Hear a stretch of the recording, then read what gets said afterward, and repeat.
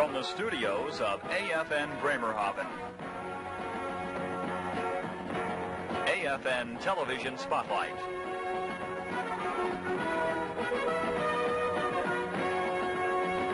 With national, international, and local news and events, with reports from throughout the European Command. Good evening. I'm Specialist Jeff Tichenal. And tonight on Spotlight, we'll travel to the Greek island of Crete in the NATO missile range there. We'll also see a 4-year-old wonder water skier and a man who built his very own full-sized Viking ship. Those stories and more coming up on Spotlight tonight. But first, in the news headlines, President Carter is expected to stress the need to revive the economy in remarks he will make to the National Urban League later today.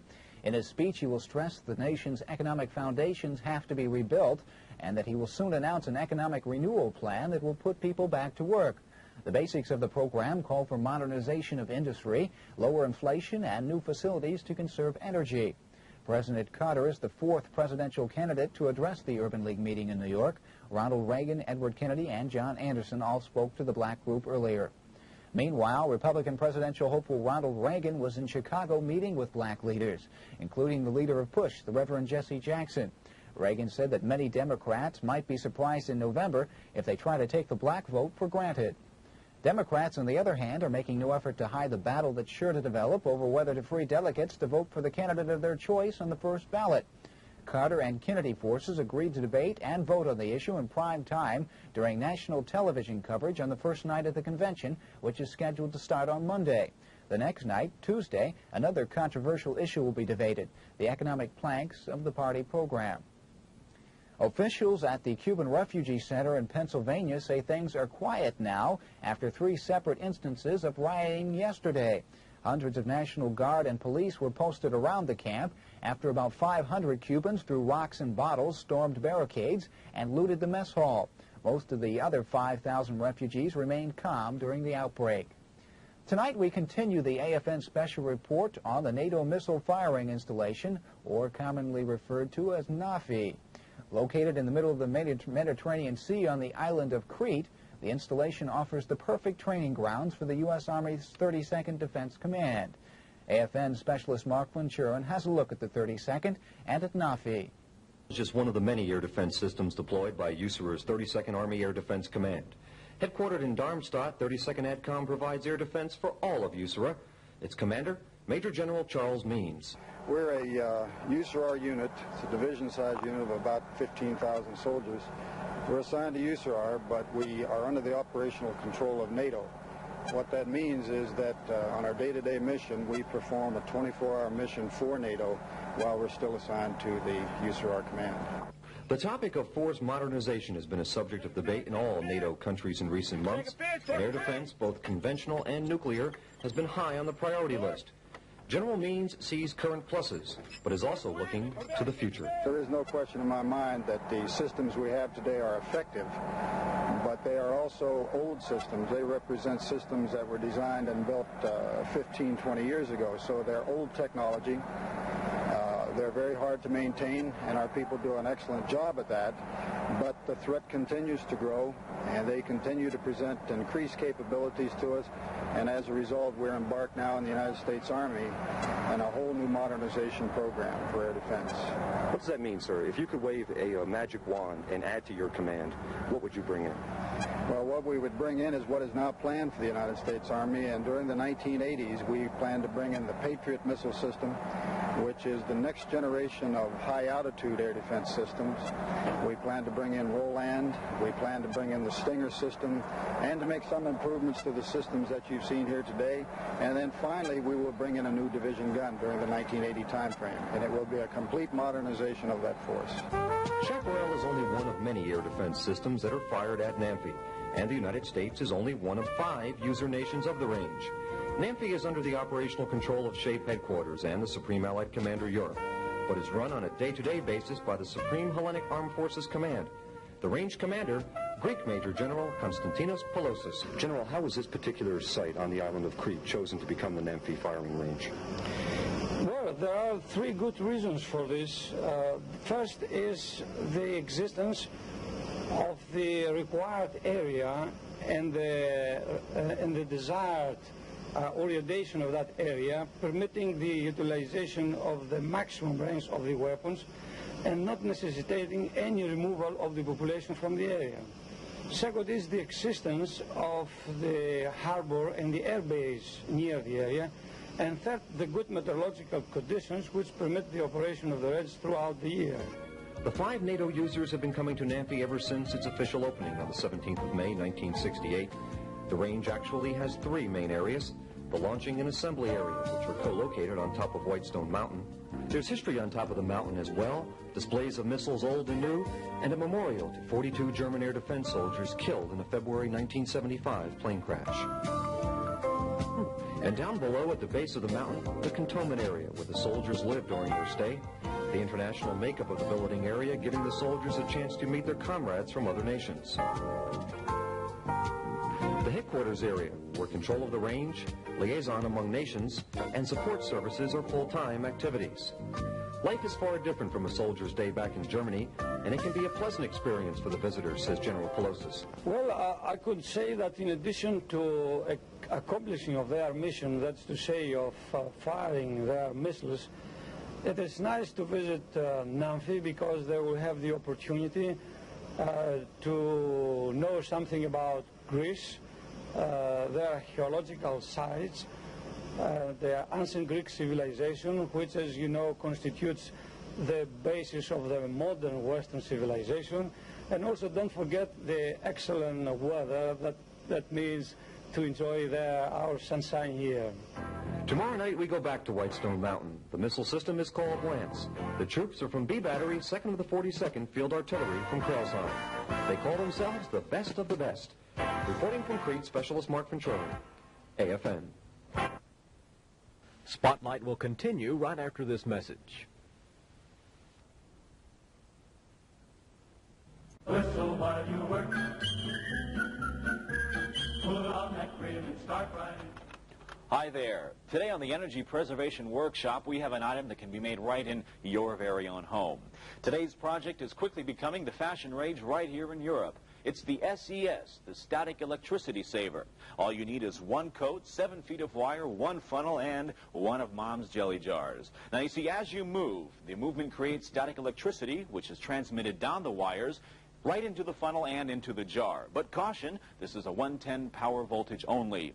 Or you can do it the old-fashioned way by turning off lights when not needed, avoiding the use of transformers by purchasing 110 to 220 switchable appliances, and by keeping the temperature in your home and offices to a pleasant 65 degrees. Tune in next time when we'll show you how to make your very own solar-powered cigarette lighter. Until then, bye now.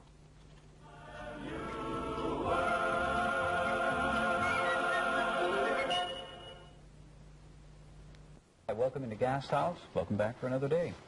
Say, this week we're going to be doing something special for the next 4 days. We're going to be exploring some of the facilities and programs available for you at your Armed Forces Recreation Centers in Chiemsee, Garmisch, and Berchtesgaden. And I hope you'll join us for this whole series. Watch and meet somebody. This is Specialist 5 John Anderson. He's from the 79th Engineer Battalion in Karlsruhe. But right now, John, you're a Recreation Program Assistant at AFRC Chiemsee. What do you do in an average day down there? Well, Herb, I'm a sailing instructor at Chiemsee. Our day generally starts about 8:30 in the morning, and we sail till lunchtime. And after lunch, we go back out on the lake and sail to dinner time. Had you ever sailed before you came to Yes, I've been sailing since I was 10 years old. Where are you from? Rhode Island. Oh, that figures. Okay. How is this program set up, the Recreation Program Assistant program? Okay, the Recreation Program Assistant is set up so that soldiers and airmen in Europe can be temporarily assigned to one of the 3 rec areas to work in the different recreation programs. What ranks does that cover? Okay, to apply for one of these positions, you must be between E1 to E5. Any prerequisites as far as skills are concerned? Like, you have a background in sailing. Did that make a difference? It helps, but it's not really necessary. Probably the main thing is a desire to work at AFRC. Yeah. Does the program need women right now? Yes, we can use women also. What are some of the various jobs, John, other than sailing instructor, that program assistant might find him or herself doing? We have program assistants involved in kayaking, windsurfing, mountain climbing, tennis, golf, just about every facet. Now, not all of them are those glamorous jobs like windsurfing and sailing. There's some jobs during the wintertime, especially, I understand, that are fun to do, and they provide a great service, but they're not the glamour jobs. Right. We have ski patrol, for instance. Also, we have people working in the binding and fitting rooms, renting skis and things of this nature, running the chairlifts in Now, the areas. what are the spin-off benefits for a guy like you? Now, you're out on the lake all day teaching. What do you do on your off-duty time? On the off-duty time, you can take any of the other programs that are offered in that area, and also you can use the equipment free of charge. What have you been learning this summer? Just about everything. I've been hiking, I'm going to do the windsurfing, possibly this week. Have you tried it? You haven't tried it yet? No. I hear that, so you know, we're going to do a program later on this week on windsurfing. How does one apply for duty at AFRC as a program assistant? Okay, all you have to do is either write or call. The telephone number to call is Garmisch Military 2535, extension 601, and simply request an application. Okay, what's the address down there if somebody would like to write? The address is Recreations Operations Division, Garmisch, APO 09053. Okay, good enough. Is there a testing or a training period, John, once a person gets... Right. After you've sent your application in, it's reviewed, and if it's accepted, they'll send you orders. You report to Garmisch, and you go through a 2-week training and selection period. During that time, you'll get extensive Red Cross training in first aid, super. advanced first aid, and CPR. In the wintertime, you'll learn mountain rescue techniques. In the summer, it's basically water safety, life-saving, things of this nature. So there's a great personal improvement aspect to this whole some thing. very, very good training. What have you been doing in an average day? Now, I know you say you've been instructing sailing, but let's go to Chiemsee for an average day in the life of John Anderson. Like I said, average day starts about 8:30, and depending on the weather, kind of tells what we're going to be doing for the day. If there's no wind out, then we have film clips that we run to give the theoretical aspect of sailing. If there is wind, we go out in the water and spend the day out with the class. Been a pretty crummy summer as far as the weather is concerned. It's not too bad. Yeah. It could be worse. Does that make any difference in the sailing? I mean, no? No, we go out whether it's rain or shine, just as long as there's enough wind. Yeah.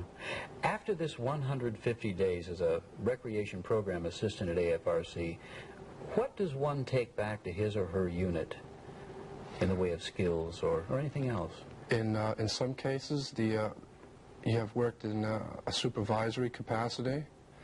You bring back a positive attitude. You can act as a focal point in your unit to tell other people about some of the recreation programs in the recreation centers.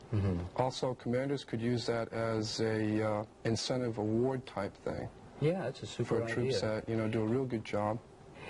What has been the most gratifying thing for you this summer, being a program assistant at AFRC? Well, I've got to work with a lot of different people, with the other program assistants, and meet a lot of people that come down to take the program.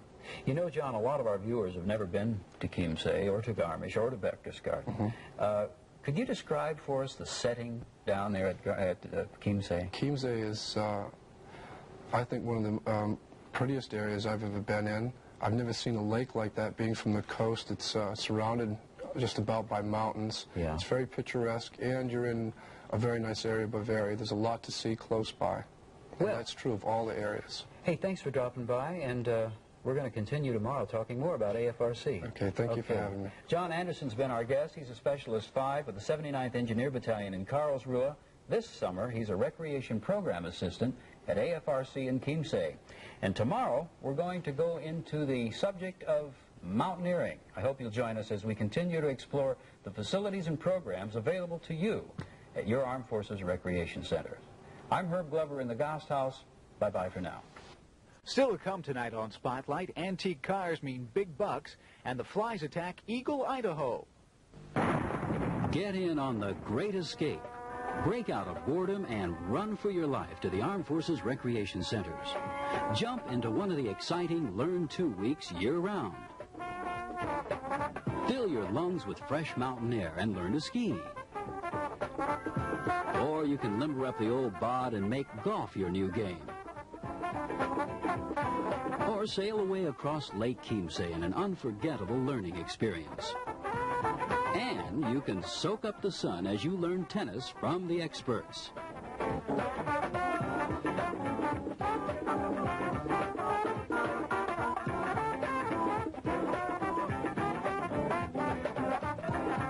That's right, make the great escape. Learn a new sport and you'll be a different person after only a week at Garmisch, Berchtesgaden, or Chiemsee. It's the only way to go, so go for it. The Great Escape to AFRC. It's mountains of fun. Farmers in northern Germany have been using windmills for power for generations. However, now many of these windmills have been neglected because of other sources of cheap power. Now many people are finding that going back to wind power can be cheaper and more beneficial to the environment. Pat Serbakin reports from the windy wilds of Wisconsin. Wind power, is it a viable alternative energy source? Well, talk to Tom and Sue Peterson of Rural Prairie du Chien, and they'll tell you it works. It helps them save money, and they feel it's helping preserve the environment. Wind generation is catching the fancy of many energy-conscious Americans. It caught the eye of Tom Peterson. His wind generator produces electricity when the wind blows between 8 and 40 miles per hour.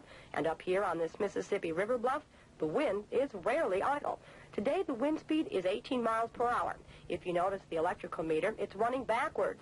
Peterson says the meter often runs this way since the wind generator produces more electricity than his family can use. The extra is sent back down the line to the supplier. As a nation, we're having a lot of problems in terms of energy, in terms of environmental degradation, in terms of blatantly risking the health of future generations with nuclear power. And it seems that wind energy has to be one of the solutions. And if we're not going to put it up, who will? So somebody has to start. We're just one of the people starting. The Enertic cost just over $5,000, but with tax credits, Peterson's cost was half that at $2,700.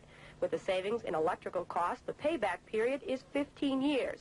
Peterson is excited about alternative energy, but he notes, whatever the source, it shouldn't be at the expense of the environment. And the wind, much like the sun, is there for the taking. From Prairie du Chien, Wisconsin, this is Beth Zerbakken reporting for ABC News. Not only is wind power cheap and efficient, it's also nostalgic because it was used by our ancestors. And nostalgia seems to be sweeping the states these days. Railroad buffs from all over New York recently got together to ride a special train. It was the old Erie-Lackawanna line, which has now been swallowed up by Conrail. Robert Miller of ABC News tells us why all the train buffs want to ride the Lackawanna.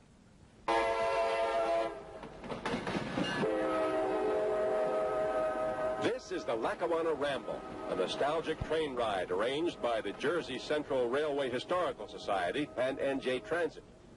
The Lackawanna doesn't really exist anymore. It was absorbed by Conrail about 4 years ago. The ride cost these people $18 each. Some of their colleagues spent hours reproducing the old Lackawanna insignias and things, just for today. One railroad buff I met is blind, but that didn't hamper his enjoyment. I get to ride the old equipment of the various rail trips that I go on, and sometimes get to touch everything, and once in a while get to ride in a diesel or get to see just how the old equipment looked by touching around on it when the crews permit me to do so. Who is the average railroad buff?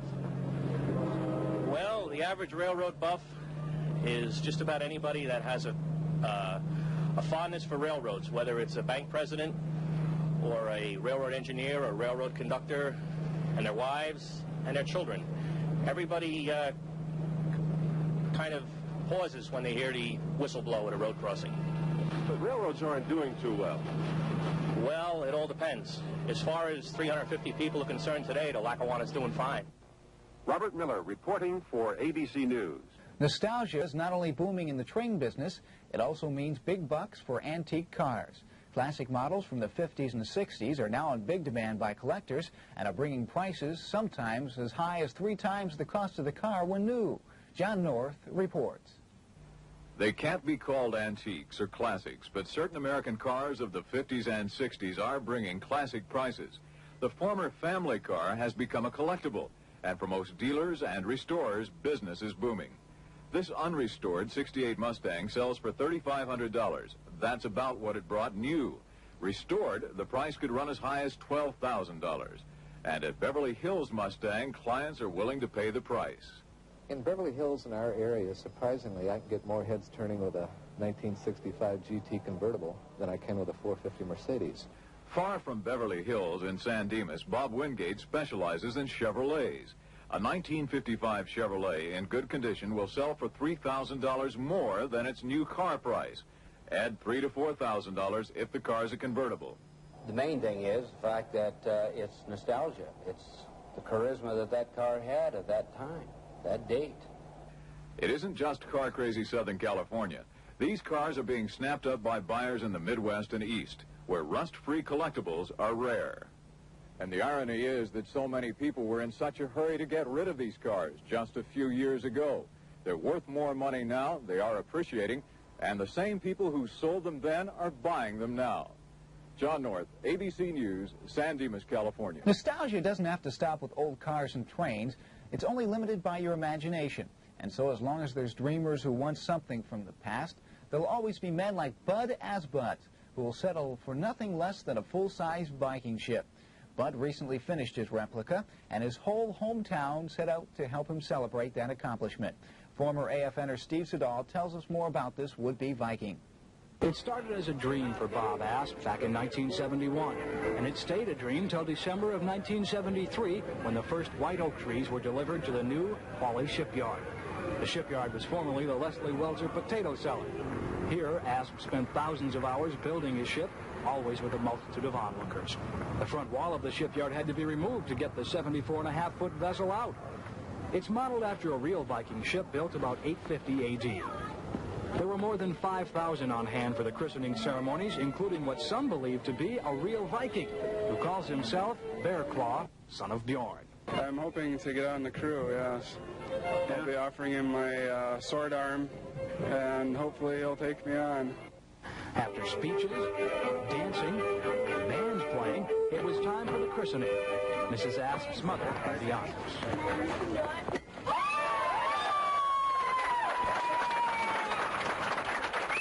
After the celebration calmed down, I asked Bob how he felt being this close to fulfilling his dream. It's a great feeling to have all those people out there and talk to them, and we feel just kind of unity. We feel all together, and I think that's a good feeling to be able to feel together with the whole community. And the next step for Captain Bob Asp and his newly christened Kokstad Viking ship is the Duluth Superior Port Harbor, and from there, the ultimate dream, to cross the Atlantic to go to Norway. Steve Siddall reporting for ABC News, Hawley, Minnesota. Almost as unbelievable as a Viking ship on the high seas is a 4-year-old water skier. Little Pat McCormick has been water skiing since he was 11 months old and can do things on skis skiers 3 times his size wouldn't even try doing. Scott Lynn reports from Florida on this super skier. This is one of the best young water skiers in the world. He stands only 40 inches tall, weighs only 38 pounds, and is just 4 years old. His name is Patrick McCormick. He started skiing at the age of 11 months. Now at age 4, he is able to do things on skis that most people only dream about. He is excellent at doing tricks. He can also slalom and jump off the ramp. But the most amazing thing is that Patrick can go barefoot. He is the youngest barefoot skier in the world. Patrick is never alone when he's out skiing. His faithful dog Sheba runs up and down the lakeshore checking to see that his master is all right. The pup really has no reason to worry. This 4-year-old boy can put on quite a show when he takes to the water.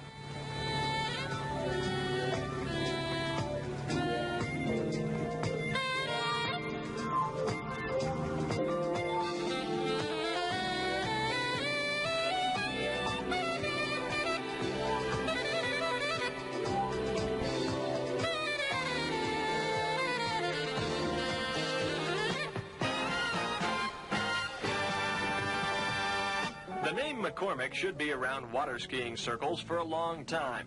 Patrick has many years of competition ahead. So does little brother Daniel. He's only 2. From Sefner, Florida, this is Scott Lynn reporting. AFN Bremerhaven is known throughout northern Germany for the great high-budget horror movies it shows on Friday nights. With classics like Godzilla Returns and this Friday's Wonder Flick, The Petrified World, only the squeamish would dare turn off their television sets on Friday nights. Well, now, if you're squeamish, you should turn off your television set, because tonight on Spotlight, we have an even more terrible tale. It's the attack of the flies. What makes things even more chilling is this story is absolutely, positively, totally true. Bud Loda narrates the day the flies devoured Eagle, Idaho.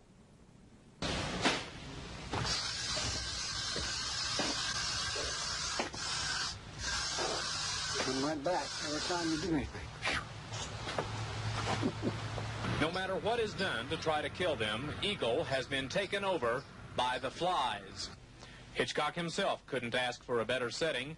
The sleepy little town fallen victim to nature gone berserk, and no one knows why or what to do. Worst I ever seen. Sure is around here. Some say it's the proximity to a local slaughterhouse that brought them in. Others claim it's the chicken farm next door, or the mild weather perhaps. All agree that the area isn't fit for man nor beast. One almost has to have a cloth in her hand and brush the flies away in order to get in without letting too many in. But there's always 6, 8, or 10 will get in every time you open the door, so we're always swatting flies. Sales of pest strips and all types of bug spray are at an all-time high, but most provide little relief from the hovering hordes. But residents are at their wits' end and will try anything. A friend was out Sunday, and they said, well, go get you a bottle of cheap hairspray and spray them, because that'll glue their wings and they can't fly, so... Bob Loy for CBS News, Eagle, Idaho. And finally tonight on Spotlight, for those of you who hate reporting to anyone because it means you must stand up and talk to someone who's sitting behind a big, impressive, intimidating desk. Well, after seeing this story by Larry Elston, you'll be glad the Army doesn't issue a desk like the one owned by a Florida Avon Lake air conditioning president. When you report to his office, you take the risk of being shot at, dive-bombed, or barrel-rolled. Hey, Kenny. Jackie, could you go ahead and bring my messages back for the day, please? 10-4. There's no office intercom here. It's boss to secretary on a two-way radio. So Jackie Minnie is on her way down the hall to deliver the day's messages. Deliver them to the desk of Kenneth R. Long, a desk that's one of a kind. Kenneth Long runs his Avon Park air conditioning business not only behind, but inside a 1/7 scale replica of a Sopwith Snipe, a World War I fighter plane that replaced the more famous Sopwith Camel. Long is a private pilot who spent 6 months and 1,000 hours building a very personalized desk. Thank you. Thank you. Take care. Enjoy the Cessna as much as you do this Sopwith. I'm going to shoot you. It's a 1917 Sopwith Snipe aircraft that I copied, and I went from a picture and built it according to the picture. I took the faces out of real aircraft and put the dials in and everything. The throttle control works on it. The prop control works on it. The mixture control works. And the drawer opens up with a pull. It's a desk with all kinds of buttons and switches and cables and a two-way radio. The desk is made from oak and stainless steel. It doesn't really fly. But at the end of the day, when the clock on the prop says it's time to go home, you know that Kenneth Long wishes that it could fly. Clear.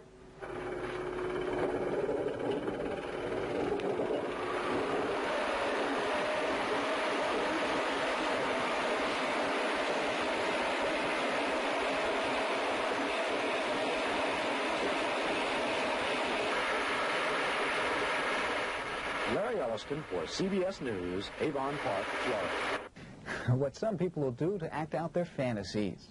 Well, the weather forecast tomorrow is going to be beautiful, sunny and warm, 90 degrees with the sun shining the whole time, no chance of rain.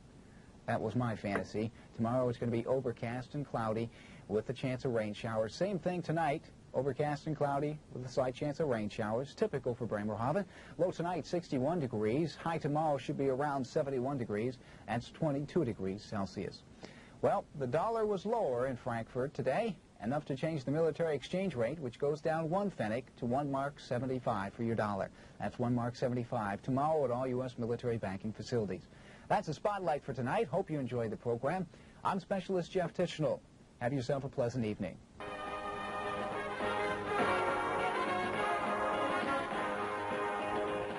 AFN Television. Television Spotlight is compiled from major American networks and wire services, command information offices, the USAFE news team, and the AFN staff.